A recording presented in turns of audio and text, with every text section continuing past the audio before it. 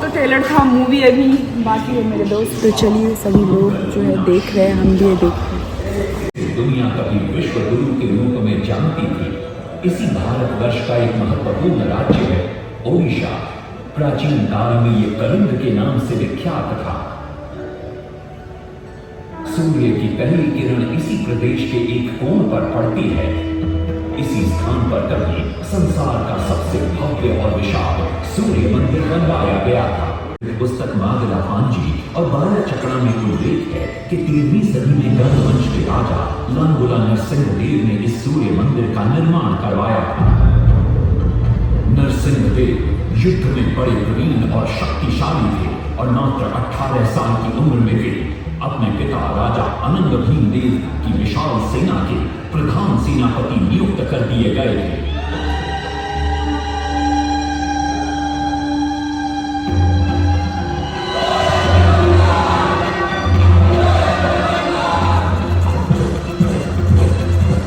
सेनापति बनने के बाद नरसिंह देव ने अपने कुशल नेतृत्व से दक्षिण के कई आक्रमणकारी राजाओं को युद्ध में हराया।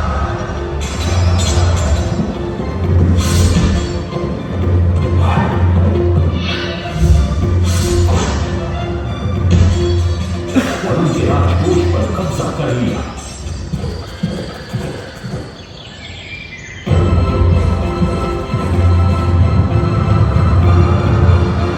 तत्पश्चात उन्होंने विजय संज्ञा, जिसे आज हम वारंगल के नाम से जानते हैं,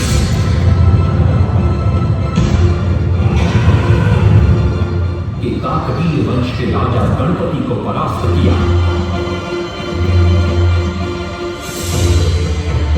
और उनके राजकोष पर भी कब्जा कर लिया। 3 वर्षों तक निरंतर युद्ध के पश्चात जब वे बहुत सारी धन संपदा लेकर कलिंग लौटे तो राजमहल में उनका भव्य स्वागत हुआ। राजमाता कस्तूरी देवी पुत्र नरसिंह देव की वीरता से बहुत प्रसन्न हुई और पुत्र के सामने अपने मन की इच्छा प्रकट की। कहा, तुम्हारे पिता ने शंख क्षेत्र पुरी में भगवान जगन्नाथ का भव्य मंदिर बनवाया है। मैं चाहती हूँ कि तुम पद्म क्षेत्र कोणार्क में उससे भी भव्य और विशाल सूर्य मंदिर बनवाओ। किंतु नरसिंह देव माता से प्रतिप्रश्न करते हैं, सूर्य मंदिर ही क्यों, और वो भी कोणार्क में? तब राजमाता कस्तूरी देवी बतलाती है, द्वापर युग में भगवान श्री कृष्ण के पुत्र सांब बड़े ही सुंदर और सुकुमार थे। वो नारद मुनि को चिढ़ाया करते थे। एक दिन नारद मुनि ने सांब को सबक सिखाने की योजना बनाई और उन्होंने सांब की सुंदरता की प्रशंसा कर उन्हें गोपियों के साथ जल क्रीड़ा करने को उकसाया। वहीं दूसरी तरफ भगवान श्री कृष्ण को जाकर कह दिया कि सांब अपनी मां समान गोपियों के साथ जल क्रीड़ा कर रहा है। श्री कृष्ण इस बात से बहुत क्रोधित हो जाते हैं और वे सांब को श्राप दे देते हैं, जिस सुंदरता का तुम्हें अभिमान है वो तत्क्षण नष्ट हो जा।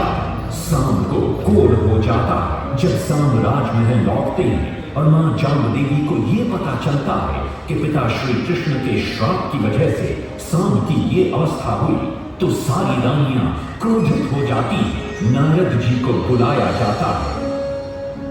वे रोग मुक्ति का उपाय बतलाते हैं। वे कहते हैं, सूर्य की पहली किरण ऊढ़ देश के एक कोण पर पड़ती है जिसका नाम कोणार्क है। शाम को वहीं जाकर सूर्य की आराधना करनी होगी। बहुत ही लंबी और कठिन यात्रा के पश्चात सांब अपने सैनिकों और सेवकों के साथ कोणार्क की चंद्रभागा नदी के तट पर पहुंचते हैं और नित्य प्रातः स्नान के बाद सूर्य की आराधना आरंभ करते हैं। अन्न जल त्याग कर 12 साल की कठिन तपस्या के बाद सूर्य देव प्रसन्न होकर प्रकट होते और सांब को रोग मुक्त होने का वरदान देते। पुत्र, आज रात्रि के चतुर्थ प्रहर में स्नान करते समय नदी के तल में तुम्हें एक वस्तु मिलेगी। वो मेरा ही प्रतिरूप होगी। उसका स्पर्श पाते ही तुम इस कोढ़ रोग से मुक्त हो जाओगे।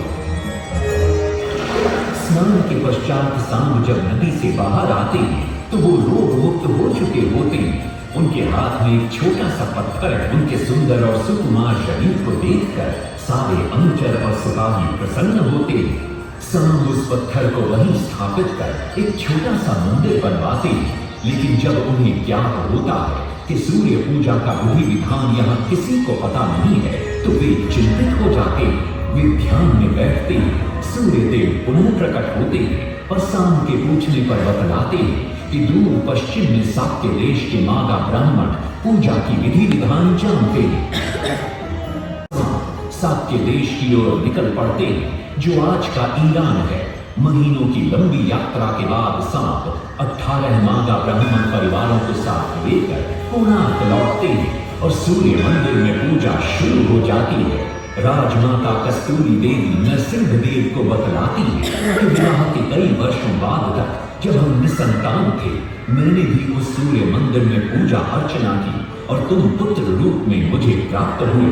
माता की बात सुनकर नरसिंह देव मां को कोणार्क में संसार का सबसे भव्य और विशाल मंदिर बनाने का वचन देते हैं। सदाशिव सामंतराय महापात्र, जो शिवई सांतरा के नाम से लोकप्रिय थे, वे अपने सहयोगी बीसू महाराणा के साथ मंदिर का प्रतिरूप बनाते हैं और नरसिंह देव के समक्ष प्रस्तुत करते हैं।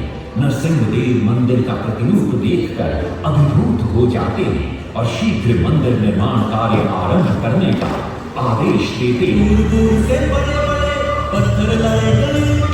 दूसरी तरफ कलिंग के उत्तर के राज्यों के नवाबों के बार बार राज्य पर आक्रमण हो रहे थे। इन आक्रमणों से क्रोधित होकर नरसिंह देव अपनी विशाल सेना को लेकर युद्ध के लिए निकल पड़े।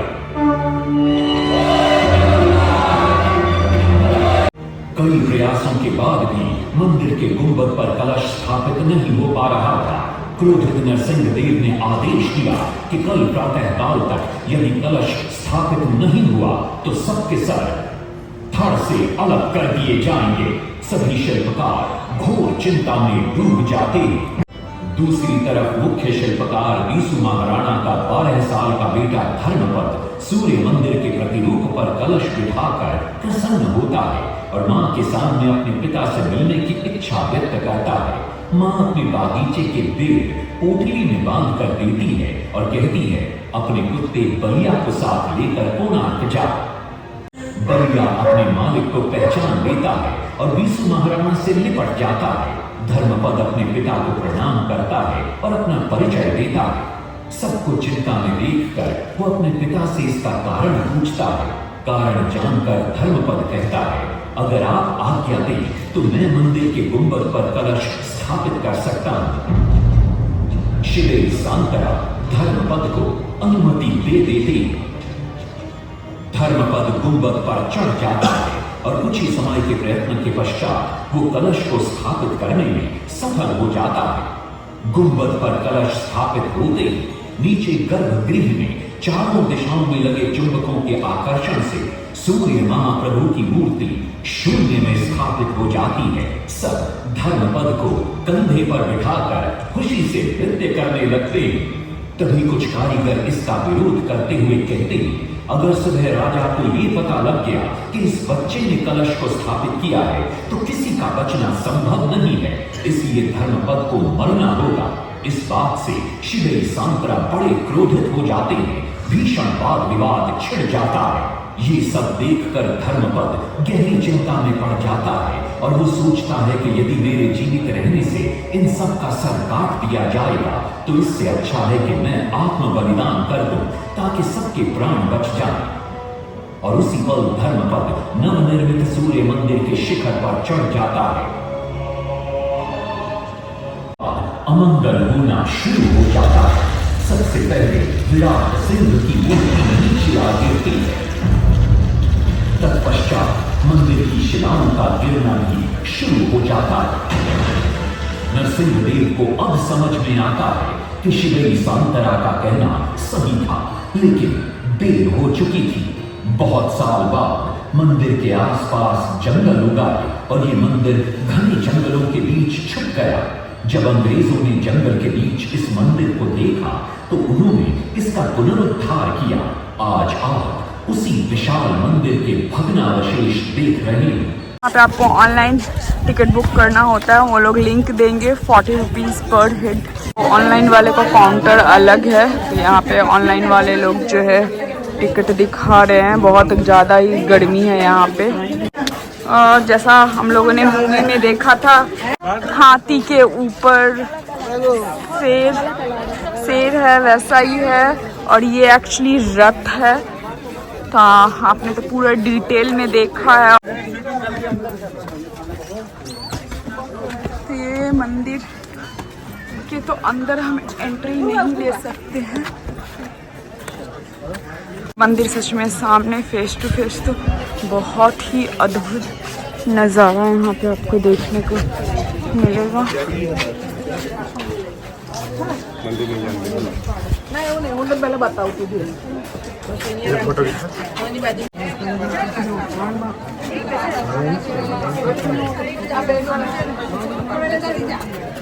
तो हम लोगों ने जो है पूरा सन टेम्पल देख लिया है। अभी हम जा रहे हैं होटल की तरफ। जो भी पूरी आते हैं वो सन टेम्पल देखते हैं और हमने भी देखा, बहुत ज़्यादा खूबसूरत लगा। होप कि हम जल्दी ही आएंगे फिर से पूरी। तो चलिए गाइज, आपसे मिलते हैं नेक्स्ट ब्लॉग में। तब तक के लिए bye bye, take care, love you guys.